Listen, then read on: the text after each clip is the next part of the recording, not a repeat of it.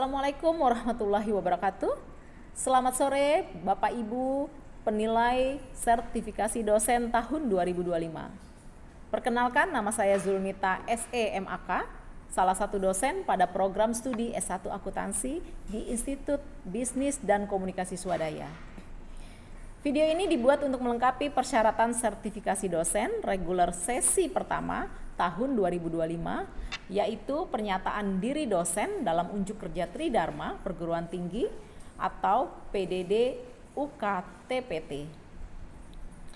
Penyampaian materi kuliah yang saya gunakan melalui metode DAI, yaitu Delivery, Interaktif, dan Assessment. Untuk deskripsi mata kuliah ini, mata kuliah Dasar-Dasar Perpajakan membahas konsep pajak, definisi, dan tata cara pemungutan, penyetoran, pelaporan pajak.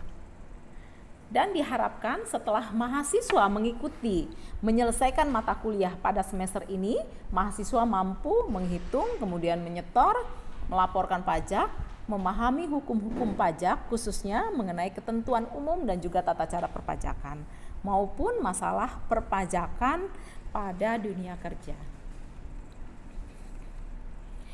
Dalam mata kuliah ini juga saya melatih mahasiswa sebagai tenaga profesional yang bertanggung jawab, mandiri, mengembangkan dan menerapkan pengetahuan dan teknologi, serta memiliki jiwa kewirausahaan dengan memasukkan unsur pemikiran logis, kritis, sistematik, dan juga inovatif. Pada kesempatan ini, mata kuliah yang akan saya ambil sebagai pembelajaran yaitu mata kuliah Dasar-Dasar Perpajakan. Terdiri dari 3 SKS, 2 SKS termasuk teori, 1 SKS Problem Based Learning atau PBL. Nah, PBL ini diambil berdasarkan pembelajaran aktif dan berbasis masalah yang saya ambil pada mata kuliah ini. Dalam penyampaian pembelajaran lebih banyak menggunakan pendekatan mix offline dan juga daring, baik itu sinkronus maupun asinkronus, ekspositorik, latihan dan penyelesaian masalah, kasus atau soal. Baik, untuk CPL Prodi yang dibebankan pada mata kuliah ini, menunjukkan sikap bertanggung jawab atas pekerjaan di bidang keahlian secara mandiri, kemudian menguasai konsep teori dan juga metode perpajakan, disiplin ilmu lainnya terkait dengan konsep serta penguasaan metode riset untuk penanaman konsep dan juga teori tersebut sehingga menghasilkan karya inovatif dan teruji atau P1. P2, menguasai konsep, teori, dan juga metode perpajakan dan disiplin ilmu lainnya yang terkait dengan konsentrasi melalui pendekatan intern ataupun juga multidisiplin untuk memecahkan masalah-masalah praktis akuntansi. Kemudian KU1 mampu menerapkan pemikiran logis, kritis, sistematik, dan juga inovatif dalam konteks pengembangan atau implementasi ilmu pengetahuan dan teknologi yang memperhatikan dan juga menerapkan nilai humaniora yang sesuai dalam bidang keahlian. Kemudian CPL lainnya KU2 mampu menunjukkan kinerja mandiri, bermutu, dan terukur. KK1 mampu mengembangkan dan juga menerapkan pengetahuan dan teknologi, perpajakan, dan disiplin ilmu terkait lainnya melalui riset intern dan juga multidisiplin sesuai konsentrasi. KK3 mampu melakukan mengambil keputusan secara akurat atau berbagai pilih teori, konsep, metode perpajakan yang disiplin ilmu terkait dengan pendekatan intern dan multidisiplin sesuai dengan permasalahan dan juga kebutuhan masyarakat dalam suatu organisasi. Untuk sub CPMK-nya, sebagai kemampuan akhir yang diharapkan, mahasiswa mampu menjelaskan dasar hukum, konsep, dan juga mempraktikkan penghitungan PPh 26 dan mampu memahami perbedaan antara PPh 21 dan juga PPh 26.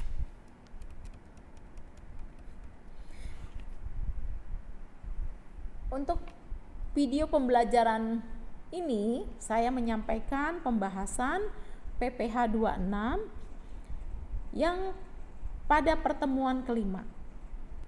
Untuk referensi buku yang saya gunakan pada mata kuliah ini menggunakan buku Siti Resmi Perpajakan Teori dan Kasus Salemba 4. Kemudian yang kedua menggunakan buku karangan Dr. Karsam, Ervan, Dr. Sutarti, Dr. Irianti 2022, buku perpajakan, penerbitan Ke1 Press. Kemudian Undang-Undang Perpajakan 36 tahun 2008 tentang pajak penghasilan. Kemudian untuk referensi lainnya saya mengambil jurnal daripada Alim A, Bawono IR, Dara 2014, Perpajakan Konsep, Aplikasi, Contoh dan Studi Kasus Jakarta Salemba.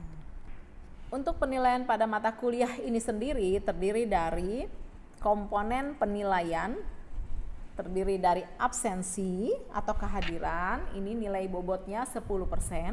Kemudian tugas mandiri terdiri dari 20%. Tugas mandiri ini terkait dari tugas kelompok, tugas perorangan, juga kuis. Kemudian UTS terdiri dari 30%, lalu UAS terdiri dari 40%, sehingga nilai bobot keseluruhannya bernilai 100%.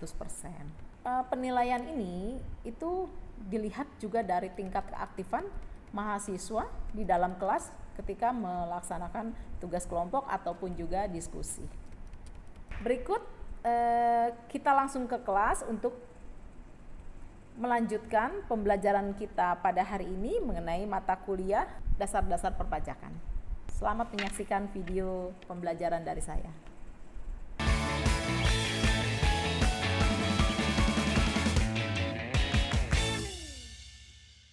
Assalamualaikum warahmatullahi wabarakatuh.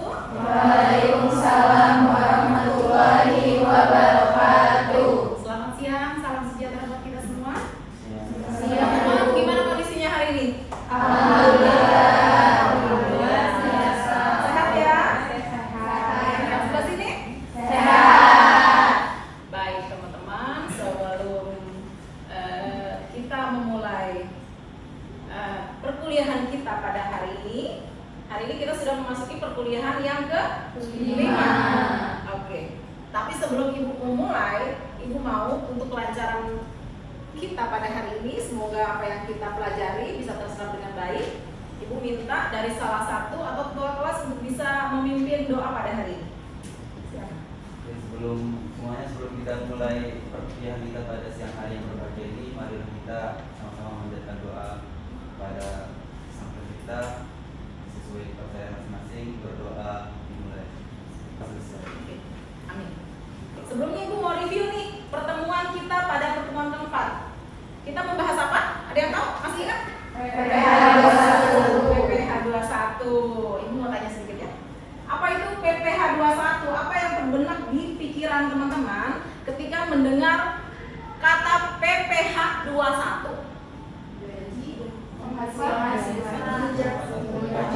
Gaji, penghasilan, kemudian tunjangan. Ya. Jadi penghasilan. Tapi ada nggak yang bisa lebih lengkap lagi? PPH 21 itu mengenai apa? Ngebahas mengenai apa? Ya. PPH 21 adalah pajak yang dikenakan atas penghasilan berupa gaji, upah, honor, tunjangan, dan pembayaran lain yang diterima oleh wajib pajak orang pribadi dalam negeri. Oke, berarti kalau untuk PPH 21 adalah pajak penghasilan yang dipotong atas upah yang diterima oleh wajib pajak yang ada di dalam negeri, gitu ya. Berarti kalian menurut Ibu sudah bisa menerima dengan baik. Baik. Jadi sekarang pertemuan kelima ini kita akan membahas PPH 26. Apa bedanya PPH 21 dan 26? Pada subjek pajak. Jadi kalau PPH 26 itu sama dengan PPH 21 mengenai pajak penghasilan. Yang membedakan adalah subjek pajaknya. Kalau 21 dalam negeri, 26 luar negeri, atas penghasilan yang diperoleh oleh wajib pajak luar negeri yang berpenghasilan di Indonesia kecuali BUT, Badan Usaha Tetap, seperti itu ya. Nah, pada hari ini untuk tujuan pembelajaran kita, setelah kita mempelajari ini, diharapkan teman-teman bisa paham dan mengerti mengenai PPh 26. Kemudian juga siapa saja pemotong PPh 26 itu. Kemudian memahami objek, non-objek dan juga tarif. Kemudian menyebutkan, menjelaskan contoh perhitungan PPh 26. Kemudian nanti setelah terakhir kita membandingkan apa perbedaan dari PPh 26 dan juga PPh 21. Seperti itu ya. Oke, lanjut ya. Oke, seperti ini. Seperti yang teman-teman lihat, dasar hukum dari PPh 26 ini adalah Undang-Undang Nomor 36 Tahun 2008. Kenapa disebut PPh 26? Karena di Undang-Undang 36 2008 ini pasal 26 itu yang mengatur tentang bagaimana pemotongan hasil ya, yang bersumber di Indonesia kemudian yang diperoleh oleh wajib pajak luar negeri. Ya, itu enggak hanya orang pribadi ya, jadi bisa orang pribadi, bisa juga berupa badan, kecuali badan usaha tetap seperti itu ya. Jadi bisa ibu simpulkan bahwa yang menjadi wajib pajaknya adalah wajib pajak luar negeri, oke? Itu baik pribadi maupun juga badan selain BUT. Yang digarisbawahi yang menerima penghasilan di Indonesia, itu ya. Oke, lanjut ya. Menurut kalian siapa saja yang bisa melakukan pemotongan atas PPh pasal 26 ini? Ada yang tahu? Badan atau perusahaan yang ada di Indonesia. Ada lagi? Bentuk usaha. Kecuali bentuk usaha. Oke. Wajib pajak. Wajib pajak. Jadi pemotongan itu dapat dilakukan. Kalau tadi benar ya ada badan atau wajib usaha, tapi kalau PPh 26 ini pemotongan bisa dilakukan oleh badan pemerintahan, kemudian subjek pajak dalam negeri, kemudian penyelenggara kegiatan, kemudian ada perwakilan perusahaan luar negeri yang melakukan pembayaran kepada wajib pajak luar negeri selain BUT. Jadi kalau dia ada perusahaan di Indonesia tapi tidak tinggal di Indonesia, itu dikenakan menjadi dipotong PPh 26-nya. Kemudian ada juga pembeli yang ditunjuk sebagai pemotong PPh 26. Inilah yang menjadi pemotong pajak pada pasal 26. Ya. Kemudian selanjutnya, siapa saja yang menjadi subjek? Kalau tadi pemotong, sekarang subjek dari PPh 26. Artinya yang menjadi subjek. Yang menjadi subjek PPh 26 itu adalah wajib pajak luar negeri yang menerima dan juga memperoleh penghasilan dari sumber. Ya, jadi wajib pajak luar negeri yang memperoleh penghasilan yang sumber-sumbernya dari Indonesia. Jadi wajib pajak luar negeri berarti orang luar. Bagaimana kategorinya? Kalau dia sudah tinggal di Indonesia selama 183 hari atau 12 bulan berturut-turut dan dia berpenghasilan sumbernya dari Indonesia, itulah yang menjadi subjek. Ya. Lalu yang menjadi objeknya apa? Kalau subjeknya orang, objeknya di sini ibu kategorikan beberapa ya. Ada penghasilan yang dibayarkan kepada wajib pajak luar negeri. Yang dipotong PPh pasal 26 ini kalau untuk penghasilan yang dibayarkan pada wajib pajak luar negeri ini ada namanya dividen. Kemudian bunga termasuk premium, diskonto, dan imbalan sehubungan dengan jaminan pengembalian hutang. Ya. Ini premium ini terjadi apabila surat atau obligasinya dijual di atas nominal. Jadi kalau harganya 10 dijual di atas itu ya. Kemudian diskonto. Diskonto ini terjadi apabila surat obligasi dibeli di bawah nilai nominal. Seperti itu. Lalu ada royalti, kemudian ada sewa, kemudian ada penghasilan lain yang sehubungan dengan penggunaan harta. Lalu apalagi yang menjadi penghasilan wajib pajak luar negeri yang dikenakan pasal 26? Ada namanya imbalan. Jadi imbalan sehubungan dengan pekerjaan ataupun juga kegiatannya, ya. Kemudian ada juga hadiah dan penghargaan.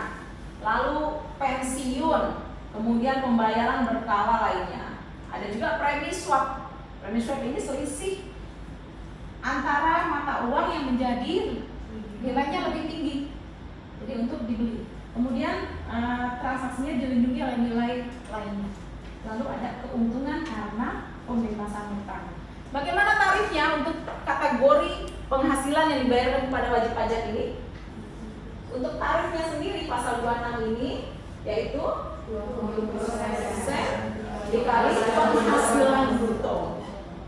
Jadi tarifnya ini melihat kepada subjek. Jadi dia nggak melihat mau berapapun penghasilan daripada si wajib pajak itu dikenakan 20%. Seperti itu ya. Oke, kita lanjut ya. Kalau ditanam kembali berarti dia dikenakan. Kalau tidak berarti tidak dikenakan PPh. Kemudian gimana sih syarat penanaman kembali untuk pemodalan tadi ya? Jadi kalau dia syarat penanaman kembalinya kalau dia dalam bentuk penyetaran modal yang didirikan dan juga berkedudukan di Indonesia sebagai pendiri atau peserta pendiri. Jadi kalau syarat penanaman kembali itu bisa dilakukan dalam bentuk penyetaran modal. Ya. Kemudian juga bisa dilakukan dalam tahun pajak berjalan atau selambatnya tahun pajak berikutnya. Kemudian apalagi? Tidak mengalihkan penanaman kembali tersebut sekurang-kurangnya dalam 2 tahun sesudah perusahaan tersebut menanamkan kemudian dilakukan produksi komersil. Itu syarat untuk penanaman kembali daripada modal tadi ya. Kita lanjut. Kemudian di sini bagaimana sifat pemotongannya? Untuk sifat pemotongan PPh 26 ini bersifat final. Berikut contoh pemotongan PPh 26 ya. Contohnya, ini John ini seorang warga negara asing. Dia karyawan pada perusahaan PT Cira Konsultan. Kemudian John ini tinggal di Indonesia kurang dari 183 hari. Kemudian dia mempunyai 1 orang anak. Lalu di bulan April 2009 ya, John memperoleh penghasilan sebanyak $5.000 ya, $5.000 sebulan. Kemudian saat itu kurs yang ditetapkan atau kurs yang berlaku $1 10.500. Oke. Nah, kalau seperti ini bagaimana perhitungan atas penghasilan John yang dikenakan PPh 26? Berarti kita hitung dulu nih penghasilan bruto Mr. Berry per bulan ya. Berapa penghasilannya? 5 juta 5.000 kita kali kurs yang berlaku. Seperti itu ya. Setelah itu hasilnya baru kita kalikan 20% atas pengenaan pajak PPh 26-nya. Oke, baik teman-teman. Itulah tadi penjelasan Ibu mengenai pasal PPh 26 di mana yang menjadi subjeknya adalah wajib pajak luar negeri. Setelah mendengarkan penjelasan Ibu mau ada pertanyaan nggak dari teman-teman? Apakah ada pertanyaan sebelum cukup? Baik. Sekarang Ibu mau kita bagi 2 kelompok. Nanti kita diskusi dengan 2 pertanyaan yang ada di depan. Kalian kerjakan, nanti Ibu kasih waktu 10 menit cukup ya? Baik, untuk itu coba ibu mau kalian bikin kelompoknya 2 kelompok. Silakan udah hitung. 1, 2, 1. Cepat 1, 2, 2. Ya, 2, 1. ya. Lanjut 2, 1. Lanjut, cepat. 2. Oke, jadi udah tahu ya teman kelompoknya, kita bagi. Yang kelompok 1 di sebelah kanan ibu, yang kelompok 2 di sebelah kiri ibu. Ayo, silakan. Oke. Baik teman-teman, tadi kita sudah mendengarkan penjelasan dari ibu mengenai PPH 26 ya. Nah, untuk selanjutnya kita sudah terbagi menjadi 2 kelompok. Tadi kalian sudah membagi ya. Kelompok 1 ada di sebelah kanan ibu, kemudian kelompok 2 ada di sebelah kiri ibu. Tugas kalian adalah memecahkan masalah atau kasus yang sudah ibu berikan kepada kalian. Ya, ada 2 soal. Silahkan kalian berdiskusi dengan kelompok masing-masing untuk bisa apa jadi pemecahannya. Kemudian nanti setelah itu kita ketemu lagi 10 menit setelah ini. Jadi ibu kasih kesempatan kalian untuk diskusi. Oke? Jelas? Jelas. Baik, sekarang silakan berdiskusi. Nanti 10 menit lagi kita ketemu.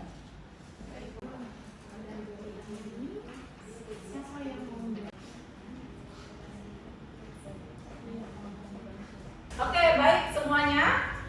Setelah 10 menit berlalu, selesai ya? Sudah selesai ya diskusinya? Sudah? Oke. Sekarang ibu mau dengar dari kelompok 1 dulu. Silakan menyampaikan hasil diskusinya terkait pajak penghasilan luar negeri yang diperoleh oleh Tuan Rikas. Boleh dibacakan soalnya, terus kemudian hasilnya apa? Richard Mark menikah dan memiliki 2 anak. Ia bekerja sebagai konsultan pada Hotel Melia Jakarta dengan gaji sebulan $10.000. Richard Mark mulai bekerja pada tanggal 5 September 2016 dan berakhir pada awal Juli 2017. Bertempat tinggal di Indonesia kurang dari 183 hari dalam 12 bulan berturut-turut. Kurs yang berlaku pada bulan Maret 2016 yaitu 13.000 per $1.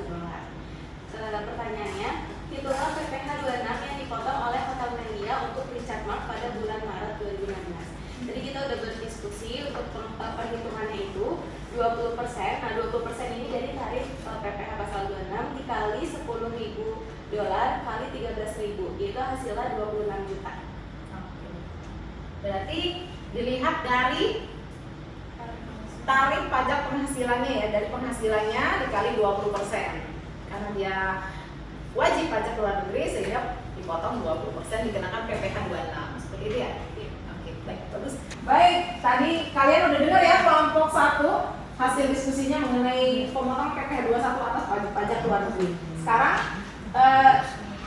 pertanyaan kedua, kasus kedua terkait dengan, kalau yang lalu kan kita sudah bahas PPH 21.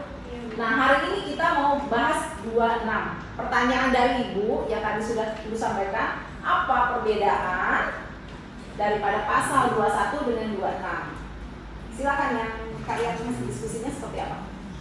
Baik, hasil dari diskusi kelompok kami membagi menjadi 3 perbedaan antara PPH 21 dengan PPH 26. Perbedaan yang pertama, untuk PPH 21 itu dikenakan atas penghasilan yang diterima atau diperoleh oleh wajib pajak dalam negeri.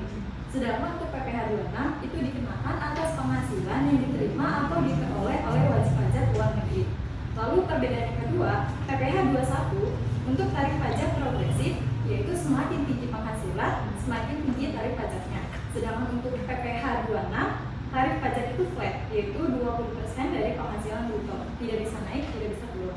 Dan perbedaan yang terakhir, untuk PPH 21, pemotongan pajak dilakukan oleh pemberi kerja atau pihak yang membayar penghasilan. Sedangkan untuk PPH 26, pemotongan pajak dilakukan oleh pihak yang membayar penghasilan kepada WPLN. Oke, jadi bisa digaris bawahi ya. Bedanya PPH 21 dengan 26. Kalau PPH 21 dalam penghasilan yang diperoleh oleh wajib pajak dalam negeri. Kalau PPH 26 Wajib pajak luar negeri. Kemudian apa lagi bedanya? 21 progresif, jadi semakin tinggi penghasilan semakin besar pajak. Kalau si 26 PPH 26 seperti itu ya. Oke. Baik teman-teman, Ibu rasa penjelasan Ibu hari ini sudah dapat diserap dengan baik oleh teman-teman pada sore hari ini. Sehingga harapan Ibu kalian sudah bisa nih ngebedain mana 21, mana pajak penghasilan 2. Nah, seperti itu ya. Dan Ibu harap kita bisa melanjutkan pertemuan kita yang ke-6 pada minggu depan dengan pembahasan yang lain. Untuk itu pada hari ini karena tadi kita berdoa ya, sekarang kita tutup dengan hamdalah. Alhamdulillah. Semoga pembelajaran kita pada hari ini bisa diserap dengan baik. Demikian, assalamualaikum, selamat sore. Waalaikumsalam warahmatullahi wabarakatuh. Demikianlah video pembelajaran dari saya pada hari ini pada mata kuliah dasar-dasar perpajakan. Semoga bermanfaat. Sekian, terima kasih. Wassalamualaikum warahmatullahi wabarakatuh.